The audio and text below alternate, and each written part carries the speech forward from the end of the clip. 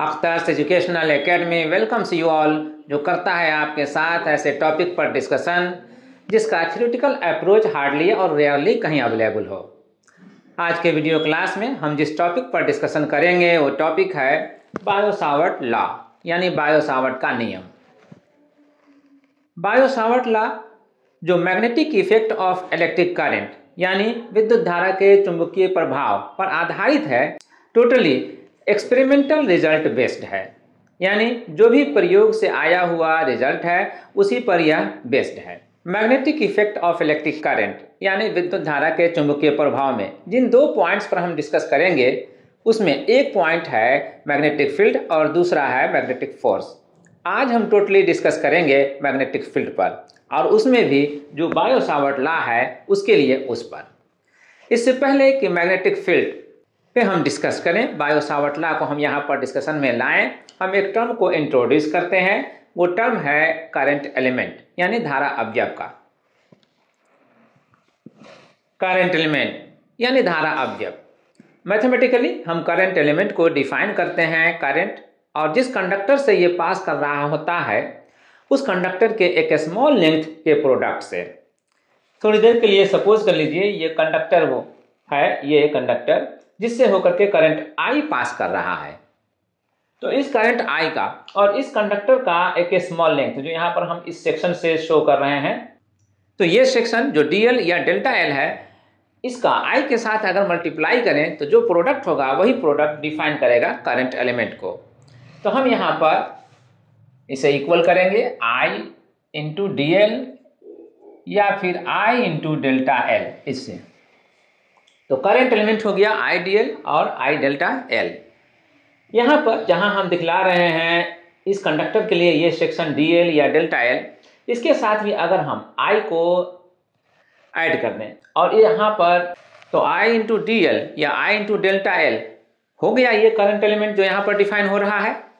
Yes, तो अब हमारे लिए फिगर में ये IDL करंट एलिमेंट का वर्क करेगा, काम करेगा। अब हम यहां से प्रोसीड करते हैं। नाउ अगर हम करंट एलिमेंट को IDL से प्रोसीड करते हैं तो यहां पर हम I को रिप्लेस कर सकते हैं I equal to dq by dt, यानी rate of flow of charge through a conductor. किसी भी चालक से आवेश की प्रवाह की दर क्या है, वही इलेक्ट्रिक करंट है, वही विद्युत धारा है। तो I को हम dq बाई dt से शो करते हैं, एक्सप्रेस करते हैं मैथमेटिकली, और इसलिए हम यहाँ पर जो I है उसको अब हम dq बाई dt से रिप्लेस कर सकते हैं। तो dq बाई dt से यहाँ पर I को रिप्लेस करने के बाद अब dl जो यहाँ पर मल्टीप्लायर है यहाँ पर लिख देते हैं dl इंटू dl। इसके बाद dq को हम सेपरेट करते हैं और फिर जो dl और dt रह रहा है उसको हम सेपरेटली यहां पर शो करते हैं dl बाई dt। अब इस अंडर ब्रैकेट टर्म्स जो dl बाई dt हो रहा है इसमें dl एक स्मॉल लेंथ है इस कंडक्टर का, dl एक स्मॉल लेंथ है इस कंडक्टर का। तो स्मॉल लेंथ कंडक्टर चाहे जिस शेप में हो, कंडक्टर चाहे जिस शेप में हो, जितना ज्यादा हम स्मॉल लेंगे उसमें उसका स्ट्रेट होना उतना ही ज़्यादा डिफाइन होगा, उसका सीधा होना उतना ही ज़्यादा पॉसिबल होगा। अगर कंडक्टर स्ट्रेट वे में होगा तो उसमें एक सिंगल डायरेक्शन का होना भी उतना ही ज़्यादा डिफिनिट होगा। तो ऐसे केस में वो लेंथ एक डिस्प्लेसमेंट का वर्क करेगा करंट के लिए। ये DL लेंथ जो है वो करंट के लिए डिस्प्लेसमेंट का काम करेगा, यानी विस्थापन का काम करेगा। तो ये जो DL है यहाँ पर वही विस्थापन को शो कर रहा है, उसी डिस्प्लेसमेंट को शो कर रहा है। तो dl बाई dt अब क्या शो कर रहा है, dl by dt rate of displacement show हो रहा है। रेट ऑफ डिस्प्लेसमेंट यानी विस्थापन की दर को हम वेलोसिटी कहते हैं, वेग कहते हैं। तो अब dl बाई dt को हम रिप्लेस कर सकते हैं v से, और इसलिए अब करंट एलिमेंट को जो I इंटू DL फॉर्म में था अब dq इंटू v के फॉर्म में हम शो कर सकते हैं। अगर हम इस डेल्टा L फॉर्म को लेकर के चलें, I टाइम्स डेल्टा L, इससे अगर हम लेकर के चलें तो हम लिखेंगे I टाइम्स डेल्टा L में जो I यहाँ dq बाई dt से हम एक्सप्रेस कर रहे हैं वो यहाँ पर हम I equal to q by delta t से एक्सप्रेस कर सकेंगे। इसलिए इस I को अब इस फॉर्म से रिप्लेस करने के बाद हम पाएंगे Q by delta T into delta L. अब इसमें भी Q को सेपरेट करने के बाद हम लिखेंगे delta L by delta T. अब delta L by delta T जो ये अंडर ब्रैकेट यहाँ पर एक्सप्रेस हो रहा है, अब ये उसी टर्म को डिफाइन करेगा जो यहाँ पर हम डिफाइन कर चुके हैं। ठीक है, तो अब हम delta L by delta T को भी वेलोसिटी दे सकेंगे और इसलिए अब इसके न्यू फॉर्म जो होंगे वो Q इंटू वी होंगे। तो करंट एलिमेंट को हम या तो आई डी एल और डी क्यू इंटू वी के फॉर्म में एक्सप्रेस करें या आई डेल्टा एल या Q इंटू वी के फॉर्म में एक्सप्रेस करें। Both have the same meaning, दोनों का एक ही मीनिंग है, राइट। अब इस फॉर्म से, इस मैथमेटिकल फॉर्म से अब हम करंट एलिमेंट के कुछ रिमार्केबल पॉइंट्स को यहां पर मेंशन करेंगे और फिर आगे प्रोसीड करेंगे टुवर्ड्स द बायो-सावर्ट लॉ। सबसे पहले तो हम इस टर्म का जो करंट एलिमेंट के नाम से है इसका एसआई यूनिट को यहां पर डिफाइन करेंगे। एसआई यूनिट जो ये फॉर्म है या डेफिनेशन है करंट एलिमेंट का, ये हमें सजेस्ट कर रहा है कि आई और डीएल का जो मात्रक होगा, जो यूनिट होगा, वही मिल करके इसके एसआई यूनिट को डिफाइन करेगा। अब I के लिए क्या होता है, I इलेक्ट्रिक करंट है, इलेक्ट्रिक करंट का एम्पियर होता है, SI यूनिट एम्पियर होता है। और यह DL एक स्मॉल लेंथ है, लेंथ चाहे स्मॉल हो या लार्ज हो जी, लेंथ चाहे स्मॉल हो या लार्ज हो, उसका SI यूनिट मीटर होता है। तो यहाँ पर DL के लिए हम मीटर यूज करेंगे। तो अब मिला दिया जाए अगर एम्पियर इसके लिए, मीटर इसके लिए, तो एम्पियर मीटर हो जाएगा। तो करंट एलिमेंट का SI unit ampere metre, ampere metre. SI unit को डिफाइन करने के बाद अब हम ये समझेंगे कि करंट एलिमेंट का नेचर क्या है, क्वांटिटी में कैसा है, स्केलर है या वेक्टर है। नेचर ऑफ क्वांटिटी यानी राशि की प्रकृति, ये वेक्टर है यानी सदिश। रीजन, यहां पर हम लोगों ने डिसाइड कर लिया डीएल एक स्मॉल लेंथ है कंडक्टर का और ये डिस्प्लेसमेंट की तरह ऐड कर रहा है, डिस्प्लेसमेंट की तरह काम कर रहा है। तो डिस्प्लेसमेंट एक वेक्टर क्वांटिटी है, आई स्केलर क्वांटिटी है, करंट है स्केलर क्वांटिटी है। तो एक स्केलर और एक वेक्टर दोनों का प्रोडक्ट वेक्टर को डिफाइन करता है, इसलिए यह वेक्टर क्वांटिटी है, सदिश है। अब इसे जानने के बाद अब हम आते हैं करंट एलिमेंट के डायमेंशनल फॉर्मूला पर। इसका डायमेंशनल फॉर्मूला क्या हो सकता है, यानी आई डेल्टा एल। इसके डायमेंशनल फॉर्मूला के लिए यहाँ पर जो क्वांटिटी है करंट है, आई है, और यहाँ पर जो है वो डेल्टा एल है, लेंथ है। तो आई का जो डायमेंशन होता है, इसके डायमेंशन को हम ए या आई से एक्सप्रेस करते हैं और वो भी कैपिटल लेटर से। तो हम यहाँ पर आई के लिए ए यूज कर रहे हैं और लेंथ जो है डेल्टा एल, लेंथ का डायमेंशन होता है एल, कैपिटल एल। तो इसलिए हम यहाँ पर लिखेंगे इसका एल, कैपिटल एल। तो ए एल इसका डायमेंशनल फॉर्मूला हो गया। अब इसमें जो बेसिक क्वांटिटी है फिजिक्स का, लेंथ, मास, टाइम, इन तीनों में से लेंथ तो यहाँ पर मौजूद है, मास और टाइम नहीं है। तो मास और टाइम को भी अगर इन्वॉल्व कराना चाहते हैं, इसमें शो करना चाहते हैं, तो फिर इसके लिए जो क्वांटिटी एब्सेंट है उस पर हम पावर 0 दे करके शो करते हैं, उसके डायमेंशन पर पावर 0 देते हैं और तब शो करते हैं। इसलिए इसका डायमेंशनल फॉर्मूला अगर ये नहीं लिखना चाहते हैं तो हम ये लिखेंगे m0 l t0 और तब a। तो या तो डायमेंशनल फॉर्मूला हम ये शो करें m0 l t0 a, या डायमेंशनल फॉर्मूला हम ये बताएं, बोथ आर द करेक्ट, है ना, दोनों में से कोई भी सही है।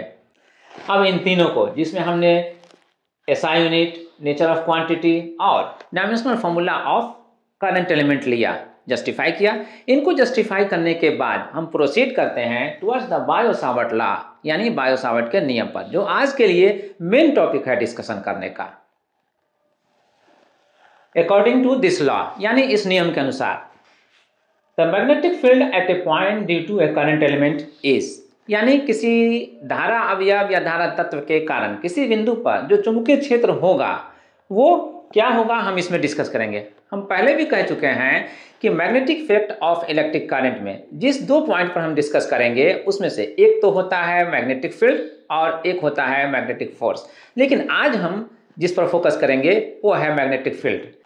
तो मैग्नेटिक फील्ड किसी पॉइंट पर due to a current element धारा अवयव के कारण किसी बिंदु पर जो चुंबकीय क्षेत्र होगा उसके बारे में ये लॉ बताता है कि ये चुंबकीय क्षेत्र सीधा समानुपाती होगा करंट एलिमेंट के धारा अवयव। तो फर्स्ट फैक्टर हो गया ideal current element. Magnetic field current element का डायरेक्टली प्रोपोर्शनल होगा, सीधा समानुपाती होगा। इसका क्लियर मीनिंग ये है कि अगर इस आइडियल का वैल्यू इंक्रीज किया जाए, बढ़ाया जाए, तो मैग्नेटिक फील्ड जो प्रोड्यूस होगा वो भी इंक्रीज होगा, वो भी बढ़ेगा, और वाइस वर्सा। इसका उल्टा, अगर इसका वैल्यू डिक्रीज किया जाए, घटाया जाए, तो मैग्नेटिक फील्ड का वैल्यू भी डिक्रीज करेगा, घटेगा। मैग्नेटिक फील्ड इस करंट एलिमेंट के अलावा जिन दो फैक्टर्स पर और डिपेंड करता है, उसमें एक है वो डिस्टेंस, जो पॉइंट जहां पर हम डिस्कस कर रहे हैं या करेंगे मैग्नेटिक फील्ड कहां पर डेवलप हो रहा है, तो वो पॉइंट करंट एलिमेंट से कितना दूर है उस पर। फॉर सिंपलिसिटी इस डायग्राम में मान करके चलिए कि ये करंट एलिमेंट जो हम ले रहे हैं, शो कर रहे हैं, यहाँ से ये पॉइंट हम ले रहे हैं जहां पर हम डिस्कस करेंगे कि मैग्नेटिक फील्ड यहाँ पर कितना डेवलप होगा। तो इस पॉइंट का डिस्टेंस इस करंट एलिमेंट के साथ कितना है, यहाँ पर शो हो रहा है आर, तो आर है। तो आर डिस्टेंस पर ये डिपेंड करेगा, कौन, मैग्नेटिक फील्ड। किस तरह से डिपेंड करेगा, तो ये लॉ स्टेट करता है कि आर डिस्टेंस के स्क्वायर टाइम्स के हिसाब से इन्वर्सली वैरी करके डिपेंड करेगा। इन्वर्सली वैरी करना का मतलब, पहले तो स्क्वायर कीजिए, पहले तो स्क्वायर कीजिए आर का स्क्वायर, तो आर का स्क्वायर का इन्वर्स कितना हो जाएगा, 1/r²। तो 1/r² के हिसाब से मैग्नेटिक फील्ड यहाँ पर जो प्रोड्यूस होगा वो वैरी करेगा। तो यहाँ सेकेंड फैक्टर में हम यहाँ मेंशन करेंगे magnetic field directly proportional to 1/r²। अगर हम 1/r² नहीं कहें तो फिर इन्वर्सली प्रोपोर्शनल कहना पड़ेगा। Magnetic field is inversely proportional to square of the distance, है ना। अगर हम इन्वर्सली प्रोपोर्शनल कहते हैं तो फिर 1/r² नहीं कहेंगे, लेकिन अगर हम डायरेक्टली प्रोपोर्शनल कहते हैं तो 1/r² कहेंगे, राइट। अब इसमें सेकंड फैक्टर जो बनेगा वो एंगल बनेगा जो यहाँ करंट एलिमेंट और इस पॉइंट को करंट एलिमेंट से मिलाने वाला लाइन के बीच में एंगल बन रहा है, फॉर्म हो रहा है, इस एंगल पर डिपेंड करेगा, और वो भी साइन वैल्यू, इस एंगल का साइन वैल्यू पर डिपेंड करेगा। तो साइन वैल्यू, एंगल के बढ़ने से साइन वैल्यू बढ़ता है, एंगल के घटने से साइन वैल्यू घटता है। पाया गया है कि मैग्नेटिक फील्ड साइन वैल्यू के बढ़ने से बढ़ेगा, साइन वैल्यू के घटने से घटेगा। तो इसमें सीधा समानुपाती हो गया, डायरेक्टली प्रोपोर्शनल हो गया। तो हम यहाँ पर थर्ड पॉइंट बनाएंगे, point number 3 in all, directly proportional to sine theta, है ना। इस तरह से कुल मिलाकर के 3 फैक्टर्स हो गए। वंस अगेन रिपीट कर रहा हूं, पहला धारा अवयव, धारा तत्व, दूसरा दूरी के वर्ग का, ठीक है, उस पर डिपेंड करेगा, और तीसरा साइन थीटा, इस पर। तो अब किस तरह से डिपेंड करेगा, यहाँ तो मैथमेटिकली एक्सप्रेस कर चुके हैं। इसमें सीधा समानुपाती होता है धारा अवयव का, इसमें वर्ग, दूरी के वर्ग का व्युत्क्रमानुपाती होता है, माने विपरीत अनुपाती होता है ना, इन्वर्सली प्रोपोर्शनल होता है r² का, और यहाँ पर साइन थीटा का डायरेक्टली प्रोपोर्शनल हो रहा है। इसलिए अब हम इनको जब ऑल टुगेदर करेंगे तो हम पाएंगे dB is proportional to IDL sine theta by r²। ये इस तरह से हम इसे ऑल टुगेदर करेंगे, एक साथ करेंगे, ideal sine theta by r²। ये साइन थीटा और ये आइडियल डायरेक्टली प्रोपोर्शनल है, इसे इसलिए हमने इसे अंडर ब्रैकेट न्यूमरेटर बनाया, और ये r² इन्वर्सली प्रोपोर्शनल हो रहा था, इसलिए हम यहाँ पर इसे r² को डिनोमिनेटर बनाए। यहाँ से प्रोसीड करने पर अब यहाँ पर जो साइन ऑफ प्रोपोर्शनलिटी है, इस साइन को हम रिमूव करेंगे। रूल ये है कि जब भी किसी साइन ऑफ प्रोपोर्शनलिटी को हम रिमूव करते हैं, हटाते हैं, समानुपाती के चिन्ह को हटाते हैं, तो इक्वल टू साइन देने के बाद, इक्वल टू का साइन देने के बाद हम एक कांस्टेंट को इंट्रोड्यूस करते हैं। यहाँ पर भी करेंगे, जिस कांस्टेंट को हम इंट्रोड्यूस करेंगे उस कांस्टेंट को हम यहाँ पर सिंबलाइज कर रहे हैं μ0 से, μ0/4π, ये कांस्टेंट हो गया, जिसमें 4π तो ऑलरेडी एक नंबर है, ये हम जानते हैं। μ0 क्या है इस पर हम बाद में डिस्कस करेंगे, फिलहाल हम इसे कांस्टेंट मानते हुए प्रोसीड करते हैं। तो इसको इंट्रोड्यूस करने के बाद अब जो टर्म्स बच रहे हैं वो हम यहाँ पर मेंशन करेंगे, IDL sine theta by r²। ये हुआ। अब इस फॉर्म से जो dB इक्वल टू हो रहा है μ0/4π times ideal sine theta by are square, इससे हम ये तो जान जाएंगे कि इस पॉइंट पर जहाँ पर हम डिस्कस करने जा रहे हैं कि मैग्नेटिक फील्ड कितना होगा, इस पॉइंट पर मैग्नेटिक फील्ड कितना होगा ये तो हम जान जाएंगे इससे। इस मैग्नेटिक फील्ड का यहाँ पर डायरेक्शन किधर होगा ये कैसे जानेंगे? अब मेन टास्क ये है जानना, डायरेक्शन होगा भी कि नहीं होगा, पहले ये भी इंश्योर करना होगा। तो हम यहाँ पर इंश्योर करने के लिए कुछ स्टेप्स लेंगे और उसके बाद डायरेक्शन किधर होगा ये हम डिसाइड करेंगे। तो सबसे पहले डायरेक्शन को इंश्योर करने के लिए हम यहाँ से प्रोसीड करते हैं। और मान लीजिए dB जो है, अभी थोड़ी देर के लिए मान लेते हैं कि एक डायरेक्शन रखता है। तो डायरेक्शन रखता है, किधर रखता है हमें नहीं मालूम, बस यही जानना है हमको।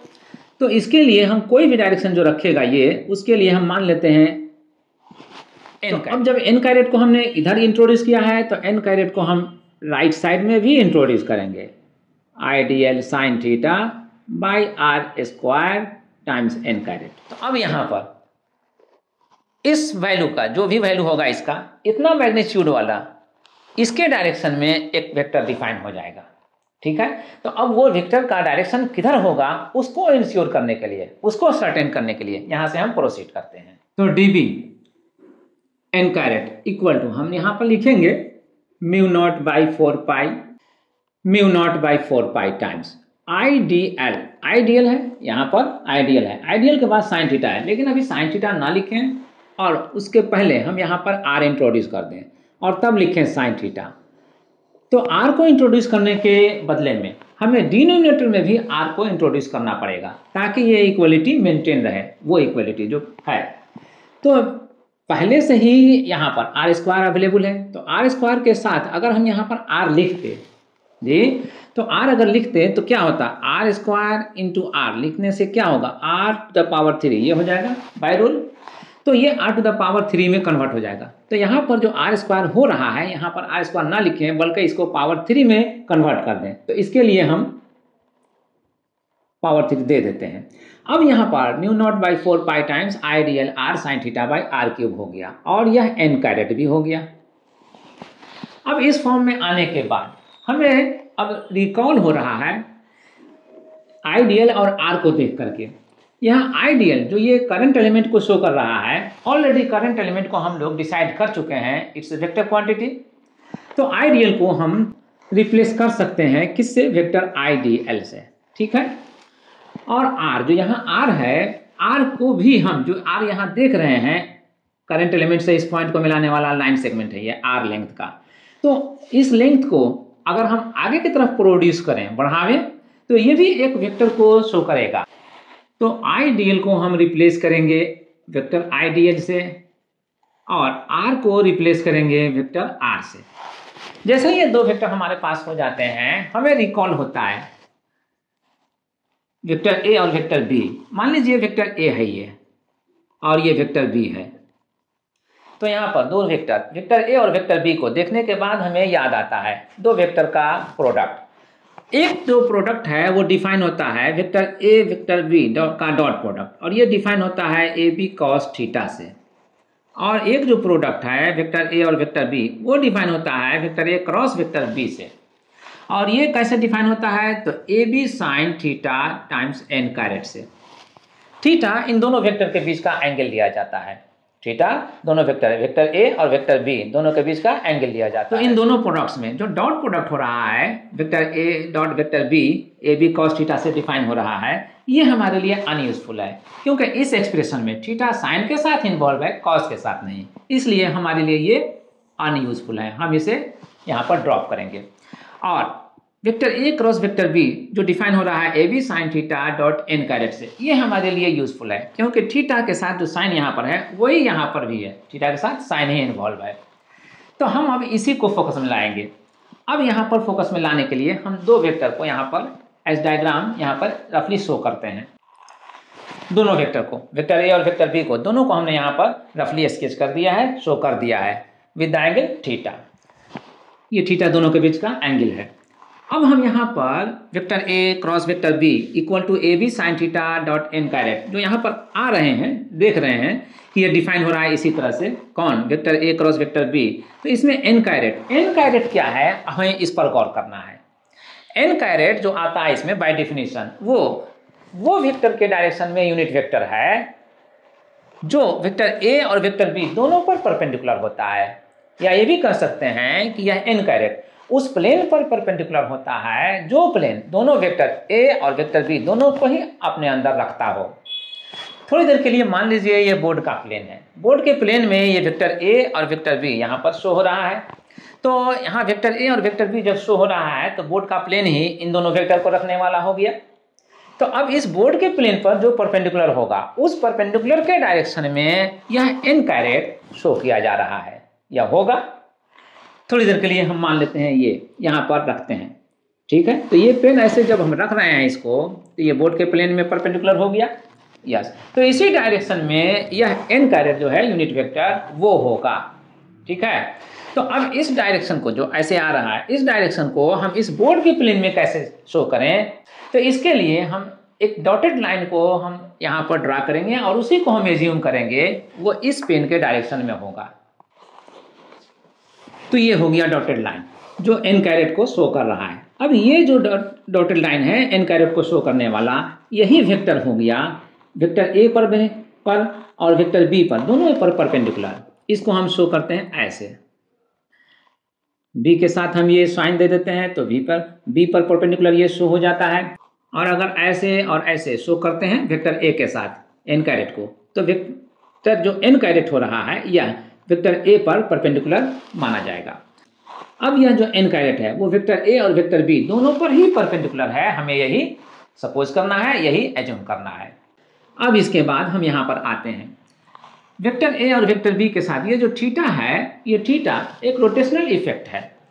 जब भी हम वेक्टर ए को वेक्टर बी की तरफ रोटेट करेंगे घुमाएंगे तो ये थीटा अगर इस तरफ से इस तरफ घुमाएंगे ऐसे तो ये एंटी क्लॉकवाइज रोटेट होगा। एंटी क्लॉकवाइज का रोटेशन माना जाता है पॉजिटिव। तो अगर पॉजिटिव माना जाता है तो ये थीटा पॉजिटिव होगा, पॉजिटिव बनेगा। और ठीक जब हम वेक्टर ए को नहीं रोटेट करेंगे बी की तरफ बल्कि वेक्टर बी को रोटेट करेंगे वेक्टर ए की तरफ ऐसे, तो इसके इस तरह से रोटेशन से तो ये रोटेशन जो होता है वो क्लॉकवाइज रोटेशन कहलाता है। घड़ी की निडल जिस डायरेक्शन में चलती है वो क्लॉकवाइज और घड़ी की निडल जिस डायरेक्शन में चलती है उसके अपोजिट एंटी क्लॉकवाइज। तो ये एंटी क्लॉकवाइज था घड़ी के निडल के चलने का अपोजिट डायरेक्शन और ये क्लॉकवाइज है घड़ी के निडल के चलने का डायरेक्शन। तो इस डायरेक्शन में अगर हम रोटेट करते हैं वेक्टर बी को वेक्टर ए की तरफ लाते हैं तो ये क्लॉकवाइज होता है। क्लॉकवाइज का रोटेशन जो एंगल फॉर्म करेगा यहाँ पर वो निगेटिव माना जाएगा, राइट। तो इसी एंगल के लिए ये रोटेशन देखा जाता है। साथ में इसके पॉजिटिव या नेगेटिव रोटेशन होने से इस एन कैरेट पर क्या इफेक्ट पड़ता है दूसरा इसको भी देखने के लिए तय किया जाता है। तो अब मान लीजिए पहले हम चलते हैं ये अपोजिट डायरेक्शन में चलने के लिए यानी एंटी क्लॉकवाइज में रोटेट करने के लिए वेक्टर ए को वेक्टर बी की तरफ, क्योंकि यहाँ पर भी पहले वेक्टर ए है बाद में वेक्टर बी है, ठीक है। तो अब अगर यहाँ से यहाँ पर रोटेट करते हैं तो ये एंटी क्लॉकवाइज रोटेशन है और ये जो एन कैरेट है वो इस डायरेक्शन में है, ठीक है। तो इस पर क्या इफेक्ट पड़ेगा अगर इसको इस तरफ से रोटेट किया जाए, इस पर क्या इफेक्ट पड़ेगा। तो इसको समझने के लिए हम एक छोटा सा अलग से एक एक्सपेरिमेंट करते हैं और उस एक्सपेरिमेंट को आप केयरफुली देखिए और फिर उसके बाद डिसाइड कीजिए, आपको अच्छी तरह से ये रोटेशनल इफेक्ट समझ में आ जाएगा। ये एक बोर्ड है, इसी बोर्ड में हमने जिस तरह से यहाँ पर वेक्टर ए और वेक्टर बी दोनों को दिखलाया है विद द एंगल थीटा, यहाँ पर हम उसी वेक्टर को वंस अगेन दोहरा रहे हैं, दिखला रहे हैं वेक्टर ए और vector B. Is it visible ऐसे। अब ऐसे देख लीजिए और इस बोर्ड के प्लेन में जो हम यहाँ पर पेन को परपेंडिकुलर रखा करते थे ऐसे, यहाँ पर इस बोर्ड के प्लेन में ये स्क्रू है, इंसर्टेड है ये स्क्रू। तो अब अगर वेक्टर ए को अगर एंटी क्लॉकवाइज में रोटेट किया जाए इस तरह से ऐसे, तो वेक्टर ए का जो यहाँ पर इनिशियल पॉइंट है यहीं पर ये स्क्रू है, इसके रोटेशन को कंसीडर करना है। तो जब हम इसे इस तरह से रोटेट करेंगे एंटी क्लॉकवाइज में तो यह इसके साथ वेक्टर ए के साथ यहाँ पर फिक्स है, तो ये भी रोटेट करेगा अपनी जगह पर। ये रोटेट किस तरह से करेगा इसे कंसीडर कीजिए। अब अगर ये दिख रहा है, अगर आपको विजिबल है ये, तो गौर से देखिए और फिर डिसाइड कीजिए कि इसे एंटी क्लॉकवाइज में जब हम रोटेट कर रहे हैं तो इस स्क्रू के साइज पर क्या इफेक्ट पड़ रहा है। Is it increasing, is it decreasing, मतलब इसकी साइज, इसकी लंबाई बढ़ रही है या घट रही है। तो ये हम एंटी क्लॉकवाइज में रोटेट कर रहे हैं। अब क्लियरली आपको पता चल रहा होगा कि इसका साइज इंक्रीज कर रहा है ना। तो अगर इंक्रीज कर रहा है तो ये कब इंक्रीज कर रहा है, जब हम वेक्टर ए को यहाँ से एंटी क्लॉकवाइज में रोटेट कर रहे हैं तब ना। तो इसके रोटेशन से ये स्क्रू का साइज इंक्रीज कर रहा है। इसको दूसरे वर्ड में हम ये कह सकते हैं कि ये जो परपेंडिकुलर है बोर्ड के प्लेन पर, उस पर ये स्क्रू जो है वो बाहर की तरफ निकल रहा है। अब एक रोटेशन से स्क्रू के मूवमेंट को डिसाइड करने के बाद हम आते हैं बी वेक्टर को रोटेट करने के लिए। और बी को अगर हम रोटेट करेंगे तो बी के इनिशियल पॉइंट पर इस स्क्रू को हम फिक्स मानेंगे।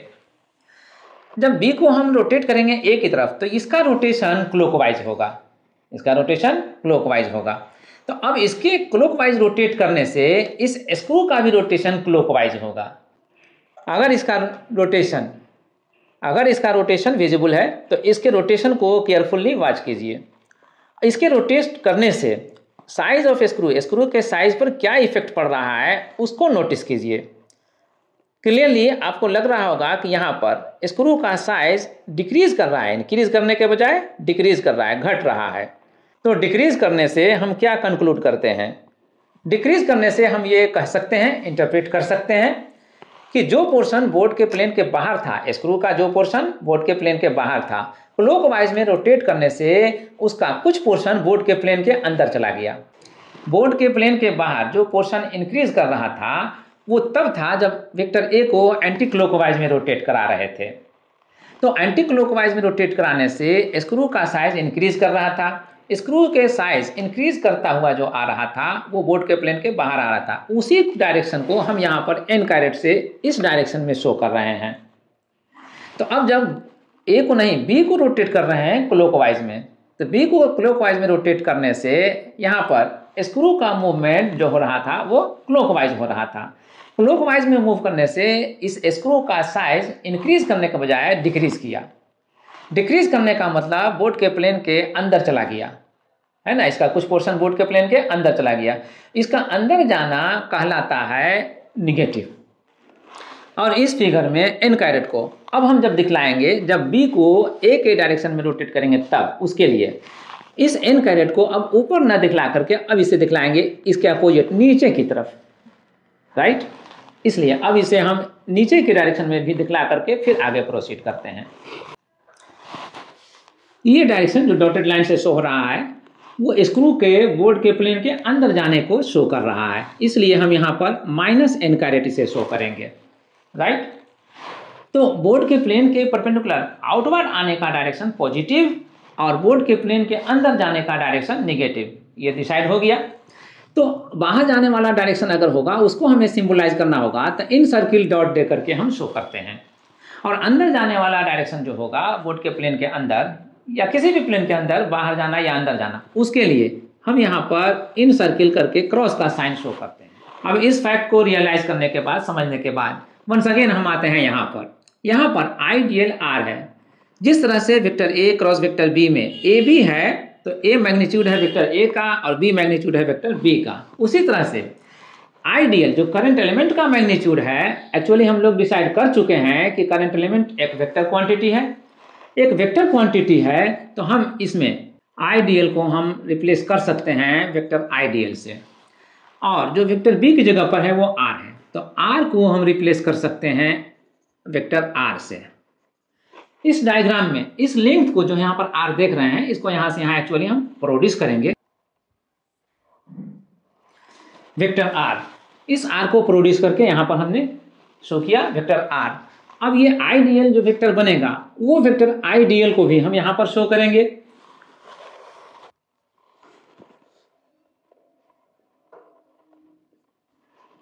आइडियल में यहाँ पर करंट एलिमेंट है और वेक्टर की तरह हम इसे ट्रीट करेंगे। तो इसको थोड़ी देर के लिए शिफ्ट करके डिस्प्लेस करके यहाँ पर ले आए इस पॉइंट पर। अब यहाँ इस पॉइंट पर दो वेक्टर हो गया, एक वेक्टर वेक्टर आर है, एक वेक्टर वेक्टर आइडियल है।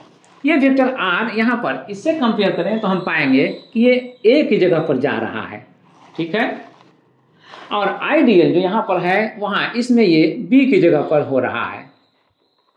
ठीक है, अब यहाँ पर देखिए इस क्रॉस प्रोडक्ट में जो डिफाइन हो रहा है vector A cross vector B equal to A B sine theta N caret, इसमें जो यहाँ पर ऑर्डर है, ऑर्डर में पहले ए है वेक्टर ए, तो जो यहाँ पर पहले है फर्स्ट वेक्टर उसी को हम रोटेट करते हैं सेकंड वेक्टर की तरफ, है ना। यहाँ से यहाँ हम रोटेट करेंगे वेक्टर ए को वेक्टर बी की तरफ, और उसके रोटेशन से डिसाइड होगा यहाँ एन कैरेट का मूवमेंट।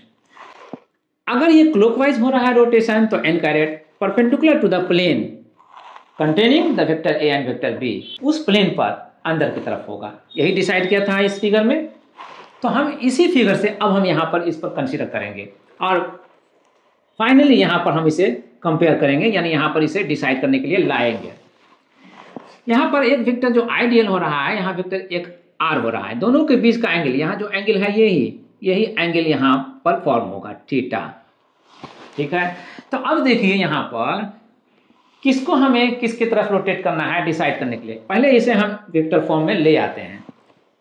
चूंकि हमने कहा कि आइडियल को हम वेक्टर आइडियल से रिप्लेस करेंगे, तो यहाँ पर म्यू नॉट बाई 4 पाई लिखने के बाद आइडियल को वेक्टर आइडियल लिखेंगे और आर को हम वेक्टर आर से रिप्लेस करेंगे। तो आर यहाँ पर है तो हम वेक्टर आर से रिप्लेस करेंगे, और तब यहाँ जो वेक्टर ए और वेक्टर बी है दोनों के बीच का क्रॉस साइन है ना, यहाँ पर हम क्रॉस साइन लाएंगे। जैसे ही हम इस साइन में लाते हैं यानी इस फॉर्म में लाते हैं, वैसे ही इस फॉर्म से हम इस फॉर्म में आ जाते हैं। तो इसके लिए भी हम इस फॉर्म से इस फॉर्म में आ गए। अब इस फॉर्म में आने के बाद हम जो डिनोमिनेटर है वो मेंशन कर देते हैं। तो अब इसका पूरा का पूरा कन्वर्सन इस फॉर्म में हो गया। तो एन कैरेट का डायरेक्शन किधर होगा, अब यही फॉर्म हमें डिसाइड करेगा कि इस एन कैरेट का मूवमेंट उस प्लेन के परपेंडिकुलर आउटवर्ड होगा या उस प्लेन के परपेंडिकुलर इनवर्ड होगा जिस प्लेन में ये दोनों वेक्टर है।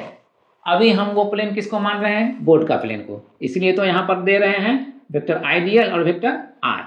तो इस प्लेन के परपेंडिकुलर बाहर की तरफ होगा इसका डायरेक्शन, या इस प्लेन के परपेंडिकुलर अंदर की तरफ होगा इसका डायरेक्शन। इसको जज करने के लिए आइडियल को आर की तरफ हमें रोटेट करना पड़ेगा, क्योंकि ऑर्डर में पहले वेक्टर आइडियल है। जैसे यहाँ पर मैंने कहा था वेक्टर ए पहले है फर्स्ट पोजीशन पर, तो इसको हम रोटेट करेंगे वेक्टर बी की तरफ, इसीलिए वेक्टर आइडियल को हम यहाँ पर रोटेट करेंगे वेक्टर आर की तरफ। अब आइए अगर आइडियल को रोटेट करने के लिए यहाँ से आर की तरफ, तो जब हम ऐसे रोटेट करेंगे इसको, तो ये रोटेशन क्लॉकवाइज है या एंटी क्लॉकवाइज है, क्या डिसाइड करेंगे। नेचुरली ये क्लॉकवाइज है। नेचुरली जब ये क्लॉकवाइज है तो इसका डायरेक्शन रोटेशन का निगेटिव होगा। अब अगर निगेटिव होगा तो इसके निगेटिव होने से हम यहाँ पर रिकॉल करेंगे, याद करेंगे क्या शो होगा। यहाँ पर इस एन कैरेट का डायरेक्शन प्लेन के बाहर होगा तय या प्लेन के अंदर होगा तय, अंदर होगा। तो प्लेन के अंदर होगा तो यहाँ पर जो मैग्नेटिक फील्ड बनेगा, मैग्नेटिक फील्ड का डायरेक्शन भी इस प्लेन पर परपेंडिकुलरली इनवर्ड होगा। तो अब क्रॉस को इनसर्किल करने के बाद यहाँ पर मैग्नेटिक फील्ड का डायरेक्शन डिसाइड हो रहा है, और वो हो रहा है प्लेन के परपेंडिकुलर इनवर्ड, और इसको हम लोग ऐसे शो करेंगे वेक्टर डी बी, है ना। तो वेक्टर डी बी का डायरेक्शन इस प्लेन के परपेंडिकुलर इनवर्ड डिसाइड हो गया। अब इसको डिसाइड करने के बाद हम में से आप में से कोई भी ये सोच सकते हैं ये पॉइंट जो इस करंट एलिमेंट से राइट साइड में है, राइट साइड न लेकर के अगर लेफ्ट साइड में लेते, जैसे कि यहाँ पर अगर लेते, तो यहाँ पर जो मैग्नेटिक फील्ड होता वो किस डायरेक्शन में होगा, क्या वो इससे जस्टिफाई होगा जो अभी हम डिस्कस किए उससे, या कुछ और डायरेक्शन में होगा। तो अब इसको चेक करने के लिए, क्रॉस एग्जामिन करने के लिए हम यहाँ से इसको मिलाएंगे और इसी डायरेक्शन को बढ़ाते जाएंगे और उसको हम वेक्टर आर से शो करेंगे। तो इस करंट एलिमेंट के इस पॉइंट से इस पॉइंट को हमने ज्वाइन कर दिया, ज्वाइन करने के साथ ही इसे हमने प्रोड्यूस कर दिया और ये वेक्टर आर हमारे लिए ये मीनिंग रखने लगा। तो वेक्टर आर ये मीनिंग दे रहा है, और इस करंट एलिमेंट को जो यहाँ पर है ये करंट एलिमेंट को अब यहाँ से पर लाएंगे। अगर इस करंट एलिमेंट को यहाँ पर लाएंगे तो पहले यहाँ पर देख लें कि ये जो एंगल बन रहा था पहले करंट एलिमेंट का इस आर के साथ, तो वो यहाँ पर बन रहा था ऐसे। जब हमने पॉइंट इधर लिया, अब इसको मिलाया यहाँ से यहाँ तक, तो अब एंगल बन रहा है ऐसे। तो ये एंगल पहले वाला एंगल के डायरेक्शन में बन रहा है या उसका अपोजिट बन रहा है, नेचुरली अपोजिट बन रहा है। तो ये डायरेक्शन क्या था, ये तो क्लॉकवाइज डायरेक्शन था, तो अगर ये क्लॉकवाइज डायरेक्शन था तो ये डायरेक्शन कौन सा है, ये एंटी क्लॉकवाइज हो जाएगा। एंटी क्लॉकवाइज हो जाएगा तो ये पॉजिटिव कंसीडर किया जाएगा, है ना। जहाँ ये पहले नेगेटिव कंसीडर हो रहा था यहाँ पर वह अब पॉजिटिव कंसीडर होगा। तो अब यहीं पर से हम डिसाइड कर लेंगे इस करंट एलिमेंट को, ज़रूरी नहीं है कि यहाँ पर लाएं, अगर लाना भी चाहे तो ला सकते हैं, और तब हम इसे दिखलाएंगे वेक्टर आइडियल ऐसे। तो अब ये आइडियल और ये आर के बीच का एंगल यहाँ पर बन रहा है, ये एंगल इस एंगल के इक्वल होगा, क्योंकि इस वेक्टर को हम इसके पैरेलल ही शिफ्ट करेंगे, राइट।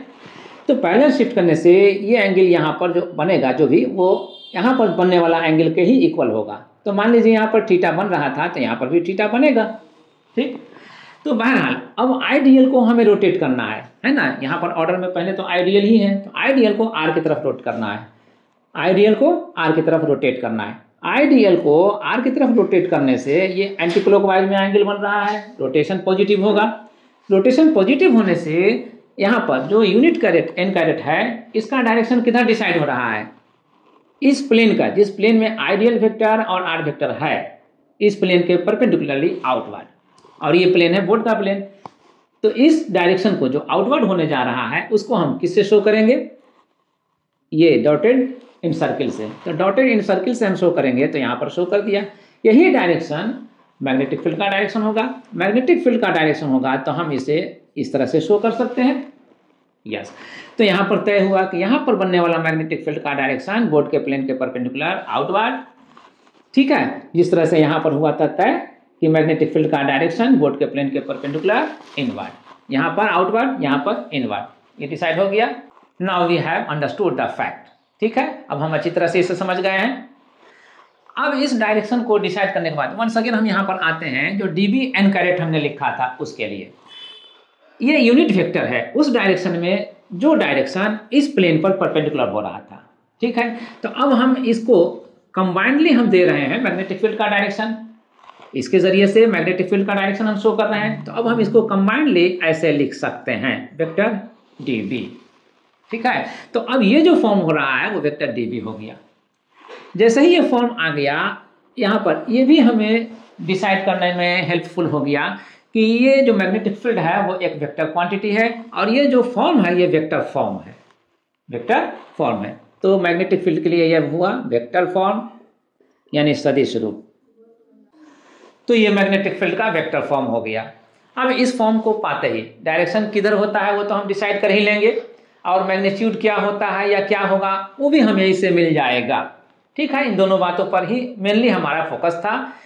जब भी कोई वेक्टर क्वांटिटी आता है हमारे सामने, तो उस वेक्टर क्वांटिटी का मैग्नीट्यूड क्या होगा और डायरेक्शन क्या होगा, यही दो बातें इंपॉर्टेंट रहती हैं, यही दोनों जानना होता है। डायरेक्शन तो ऑलरेडी हम डिस्कस कर चुके। इससे पहले कि वीडियो क्लास को आज हम कंक्लूड करें, यहाँ पर एक बात और हम कहना चाहेंगे। मैग्नेटिक फील्ड के डायरेक्शन को डिसाइड करने के लिए हमारे पास एक अल्टरनेटिव मेथड भी है। अल्टरनेटिव मेथड को जाना जाता है मैक्सवेल के राइट हैंड थंब रूल के नाम से। मैक्सवेल का राइट हैंड थंब रूल क्या है उससे हम यहाँ पर मेंशन करेंगे, और उसके बाद फिर हम जज करेंगे, डिसाइड करेंगे कि जो अभी हमने मैग्नेटिक फील्ड के डायरेक्शन को डिटरमाइन किया उससे किस तरह कन्फर्म होता है। तो इसके लिए हम मैक्सवेल के राइट हैंड थंब रूल को मेंशन करें, इससे पहले यहाँ पर ओरली यहाँ पर हम रिकॉल करना चाहेंगे, स्टेट करना चाहेंगे। मैक्सवेल का राइट हैंड थंब रूल कहता है कि अगर किसी कंडक्टर को जो करंट लिए जा रहा है उसको अपने राइट हैंड में इस तरह से होल्ड करें, पकड़ें, जैसे हमने अपने हैंड में, ये हमारे लिए राइट हैंड है, आप इसी तरह से अपने लिए डिसाइड कर लीजिए। अपने राइट हैंड में अगर किसी कंडक्टर को पकड़ें, होल्ड करें जो करंट लिए जा रहा है, तो इसे होल्ड करने के बाद, अब यहाँ पर हम देखते हैं ये जो पेन है हमारे लिए अभी कंडक्टर है, यही हम एज्यूम करेंगे, सपोज करेंगे। तो इस पेन को, ये फिंगर्स जो है जो इसको अपने ग्रिप में रखे हुए हैं, यही हमारे लिए, और ये जो थंब है, यही दोनों बातें यहाँ पर इंपॉर्टेंट हैं।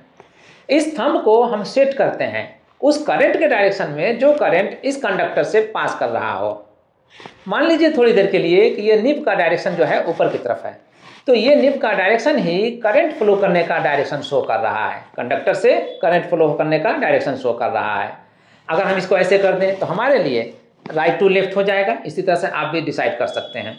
हम राइट टू लेफ्ट हो गया। अगर हम इसे ऐसे कर लें तो निब अब हमारे लिए लेफ्ट टू राइट हो गया, थंब भी उसी डायरेक्शन में हो गया सेट। ठीक है, तो अब यहाँ पर हम जज करते हैं मैक्सवेल के राइट हैंड थंब रूल को रिकॉल करते हुए। मैक्सवेल का राइट हैंड थंब रूल ये कहता है कि अगर अंगूठे को, अगर थंब को करंट के डायरेक्शन में सेट कर लीजिएगा तो बाकी जो फिंगर्स हैं वो मैग्नेटिक लाइंस ऑफ फोर्स को इंडिकेट करेंगे, यानी चुंबकीय बल रेखाओं को दर्शाएंगे। तो बाकी का फिंगर्स है कौन? बाकी का फिंगर्स तो यही है जो इसको चारों तरफ से होल्ड किए हुए हैं, ग्रिप में लिए हुए हैं कंडक्टर को। तो ये जो फिंगर्स हैं वो मैग्नेटिक फील्ड लाइंस के जैसा हैं। इन फिंगर्स को अब इस पेन के पॉइंट ऑफ व्यू से देखें, जो हमारे लिए अभी कंडक्टर का रियलाइजेशन करा रहा है।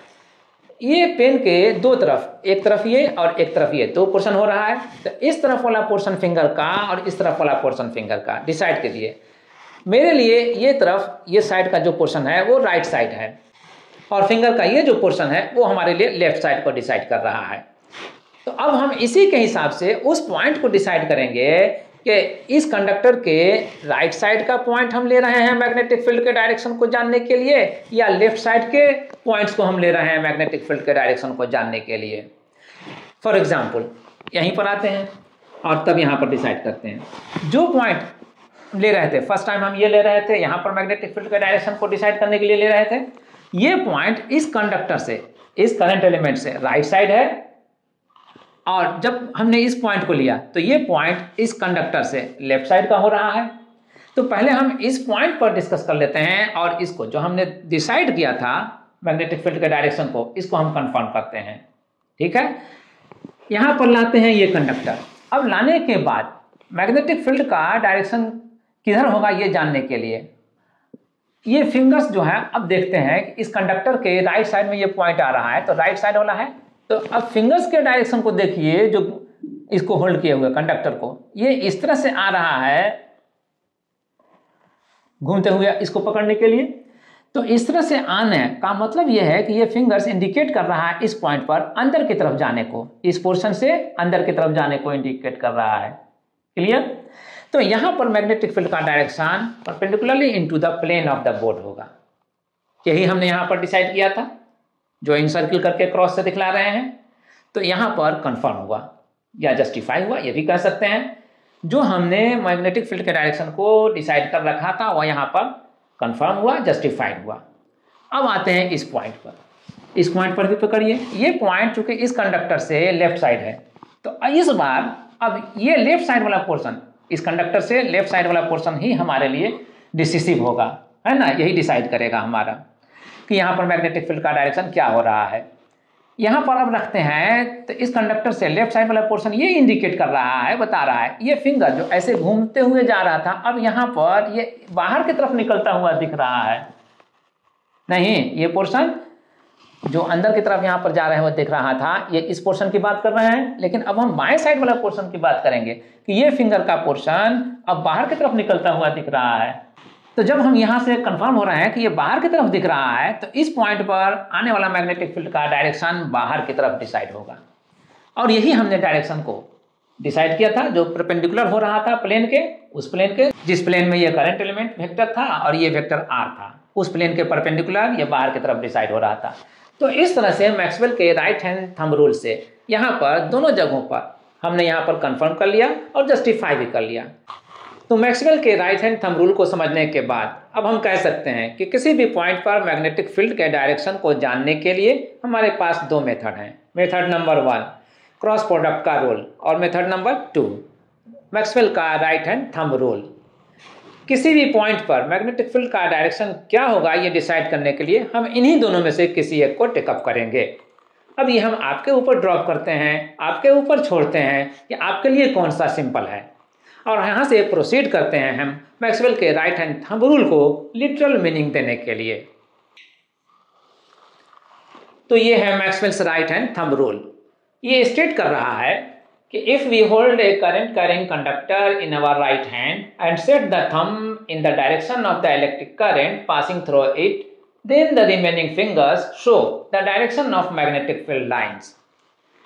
अगर धारावाही चालक को अपने दाएं हाथ में पकड़कर अंगूठे को प्रवाहित धारा के दिशा में रखें तो बाकी उंगलियां चुंबकीय बल रेखाओं की दिशा व्यक्त करती हैं। ये लिटरल फॉर्म है, लिखित रूप है मैक्सवेल का राइट हैंड थंब रूल के लिए।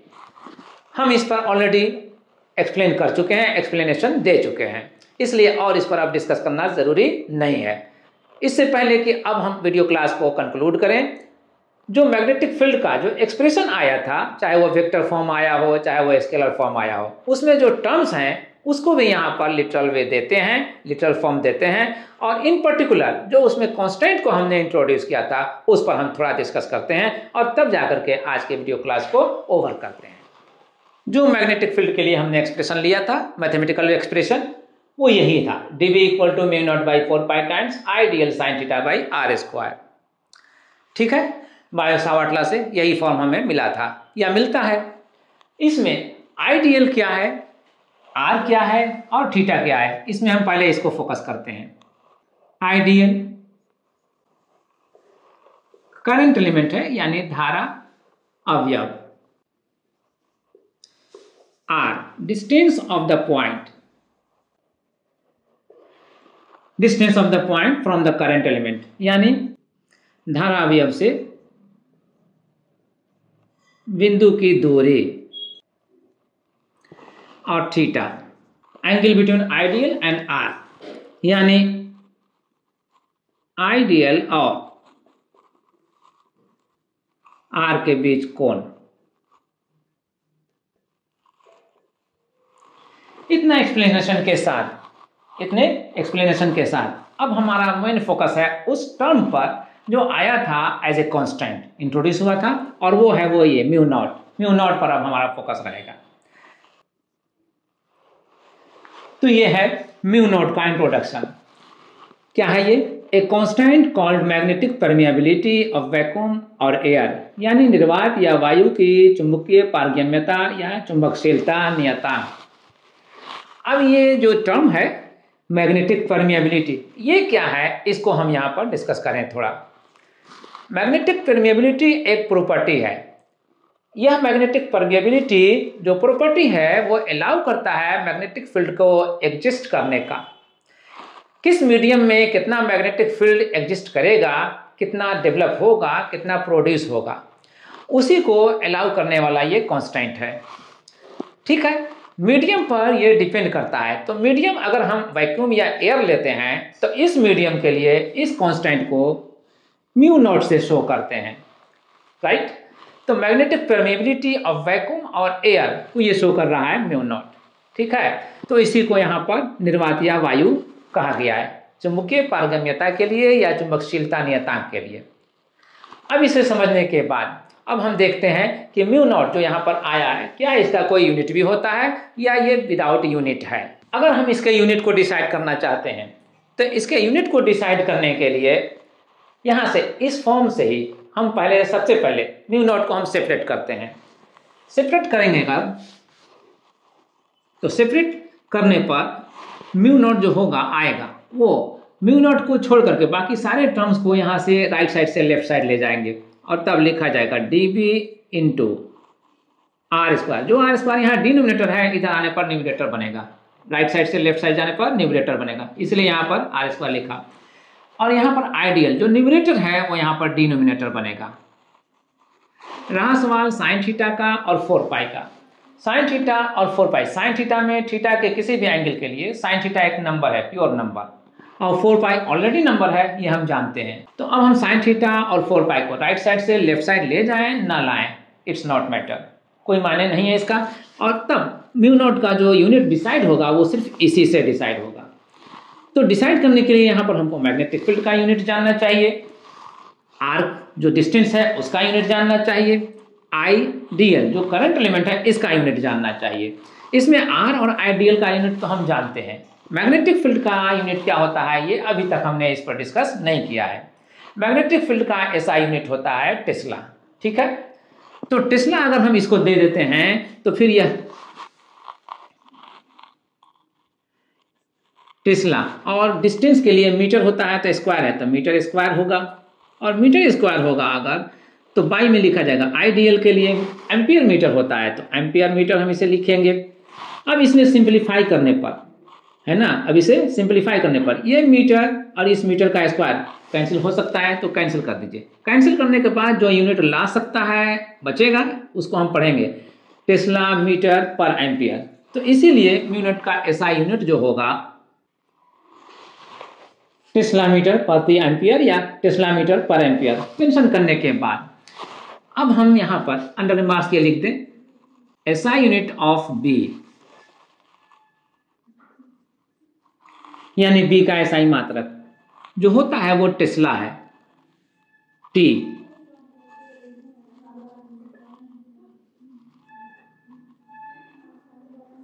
तो मैग्नेटिक फील्ड का एसआई यूनिट टेस्ला को यहां पर अंडर रिमार्क्स लिखने के बाद अब हमने जितने भी पॉइंट्स पर यहाँ पर डिस्कस किया, अब डिस्कशन ओवर होता है और साथ ही ओवर होता है ये टॉपिक भी, बायो-सावर्ट लॉ जिसको हमने आज टेकअप किया था डिस्कस करने के लिए, ये टॉपिक भी आज कंक्लूड होता है। I hope you might have understood it very well. अगर कहीं पर आपको कोई कॉम्प्लिकेशन है, कहीं पर कोई डाउट है, तो you can comment in comment box. अगर आप अपने कमेंट से कमेंट बॉक्स में मुझे फीडबैक देते हैं तो आने वाले किसी न किसी वीडियो में जहां भी पॉसिबल हुआ वहां पर मैं इस डाउट को क्लियर करूंगा। और अगर आपके लिए ये वीडियो क्लास यूजफुल है, आपके रिक्वायरमेंट्स को ये फुलफिल करता है, तो प्लीज़ इसे अपने फ्रेंड्स में भी शेयर कीजिए ताकि वो भी अपने आप को कॉन्सेप्चुअल बना सकें, अपने कॉन्सेप्ट को, अपने आइडिया को इम्प्रूव कर सकें।